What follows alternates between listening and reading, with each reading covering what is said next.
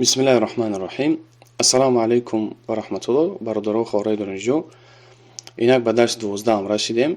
البته روی سلسله درسی ما درس 12 های که روی کتاب همون گفتگوی حرف ب که صفحه 24 سر میشه ما دوام میتیم، یعنی مشقای باقی ماندهش میگیریم و به درس آینده میگذاریم ان شاء الله.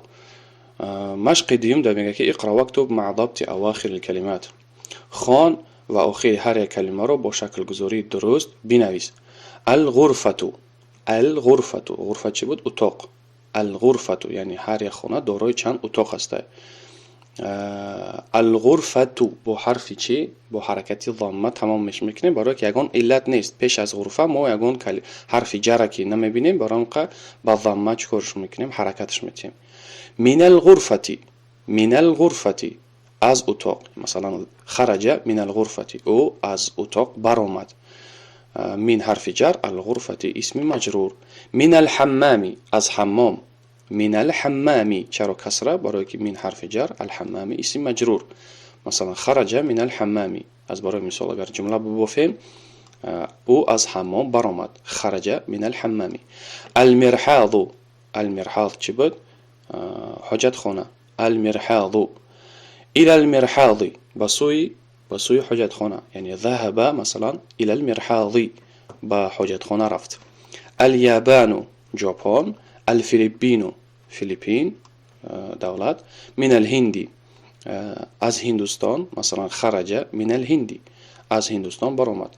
الى الصین صادی چه؟ صاد حرفی شمسی که است. الى الصین بسوی خطای، مثلا خرج من الهند و ذهب الى الصین از هندوستان برآمد و به خطای رفت. اقرا واکتب خوان و بنویس. من این فاطمه. فاطمه از کجاست؟ اهمیت بدین که من این وقتی که ما میگیم یعنی ما از کجا بدن انسان میپرسیم. اگر همین مین کور کردیم، اگر خط بزنیم این فاطمه بگیم چی میشود؟ معناش کجاست فاطمه، یعنی این حال در کجا های. وقتی که من در آوردیم در همین جمله بافی من این فاطمه، یعنی ما میخوایم بدونیم که فاطمه کدام سرزمین است، کدام دولت است. من این فاطمه؟ هي من الهند. هي من الهند.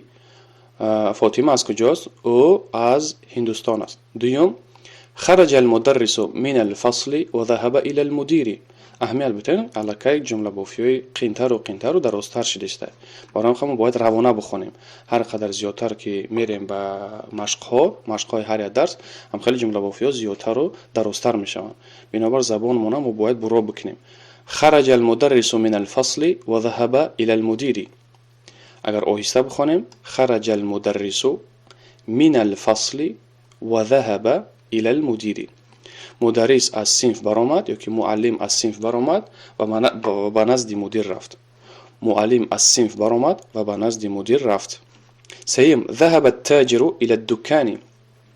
فروشنده به دکان رفت. ذهب التاجر الى الدکان، حرف د و حرف ت هر دو شمسی، بنابر آواز زده میکنیم، در همین ت تشدید میگذاریم. ذهب التاجر الى الدکان. چهارم، خرج حامد من الغرفة و ذهب الى الحمام. حامد از اتاق برآمد و به حمام رفت. خرج حامد من الغرفة و ذهب الى الحمام. خرج حامد من الغرفة و ذهب الى الحمام. خب ترجمه‌اش هم میتونید در این کتاب در این طرفا بنویسید، در این جای خالیگی پر کنید. پنجم، من خرج من الفصل. میگه من خرج من الفصل، از صنف کی برآمد؟ جمله سوالی. من خرج من الفصل، از صنف کی برآمد؟ ششم، خرج الطالب من المدرسة و ذهب الى السوق. خرج الطالب من المدرسة و ذهب الى السوق.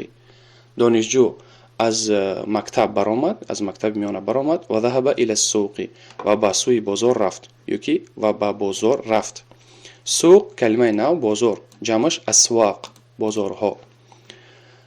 ایرم حرف شمسی قطعه. ببینید رنگ سریر. السریر السوق. هفتم، خدیجة من الصين و خالد من اليابان. خدیجة من الصين و خالد من اليابان. خدیجه از خطای است، خالد باشد از ژاپن. خدیجتو. چرا؟ برای که اسم غیر منصرفه. خالدون اسم منصرف که هسته جا تنوین میگذاریم. چهارم مشق، ضع فی الفراغ فیما یلی حرف جر مناسبا. در خالیگی های زیرین یعنی نجاده حرف جری مناسب بگذار. در خالیگی های زیرین حرف جری مناسب بگذار، یعنی حرف های جری مناسب همجا اختیار میکنیم، یا که مین، یا که ایلا، یا که فی، یا که علا. همین چهار حرف اختیار میکنیم، جمله بندی ها را کامل میکنیم. میگه الکتاب المکتب. ما کلمه چی داریم؟ الکتاب، المکتب، کتاب و میز. کدام از همین حرف های جر مناسب است؟ احسن. الکتاب علا، علا المکتبی. ما گفتیم که علا معنای چه میده؟ بالا، بالای چیزه، در بالای چیزه، بر بالای چیزه. الکتاب علی المکتب، کتاب بر بالای میز است، یا که کتاب بالای میز است. الطالب الفصل، دانشجو صنف. کدام حرف جر؟ احسن. الطالب فی الفصل، الطالب فی الفصل، دانشجو در صنف است. ذهب حامد درجه الجامعه، الجامعه جامعه دانشگاه.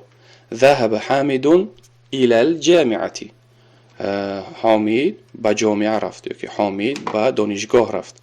اهمیت بتین که همین ذهبه کشید همیشه بعد ذهبه ایله تغری میگیره. یعنی یک قاعده بگیره، خرجه همیشه با همراهی بگیم خرجه جمع مین میشود. خرجه مین و ذهبه دائم در جمله بافی با حرف ایله تغری میگیره.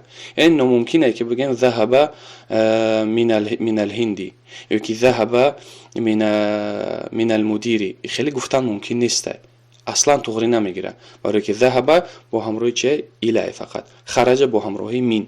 همین رو دایت که گرفتین دیگه برای شما قید نمیشه و پر کردن هم خیلی مشق ها.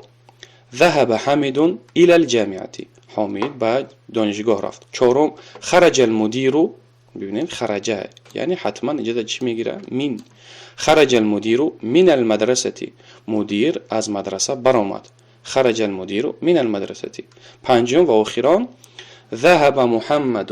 ذهب که گفتیم کدام حرف جر تغری میگیره؟ احسن، اله. ذهب محمد الى الصين من اليابان. ذهب محمد الى الصين من اليابان. محمد به سوی خطای رفت از ژاپن. یک در ترجمه گفتیم که بعضا نگاه میکنیم که اگر گوش خراش باشه از آخر میتونیم ترجمه کنیم. محمد از ژاپن به خطای رفت. محمد از ژاپن به خطای رفت. و اگر چه در جمله بافی از خطای در آخر میآید. ذهب محمد الى الصين من اليابان. الكلمات الجديدة، كلمة هوي نو. المدرسة مدرسة، يكي بگه مكتب میونه. الفصل صنف. الحمام حمام، حجت خانه یکی جای آبازی. المرحاض حجت خانه. گفتیم که در زمان خودمون حمام هم حجت خانه میشه و هم جای مکان آبازی. نیکی المرحاض خاص حجت خانه را میگن، خلاجا.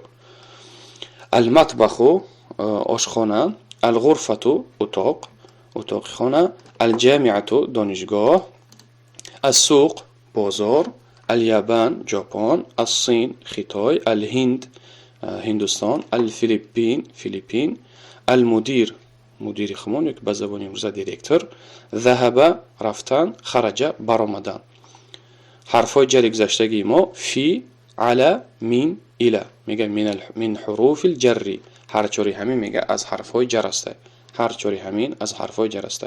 فی در، علی بر، یکی به بالای، من از، الی به سوی، یکی به نزدی معنا میده. خب با همین درس چهارم بگیم به پایان میرسه و درس آینده انشاءالله درس پنجم میشه.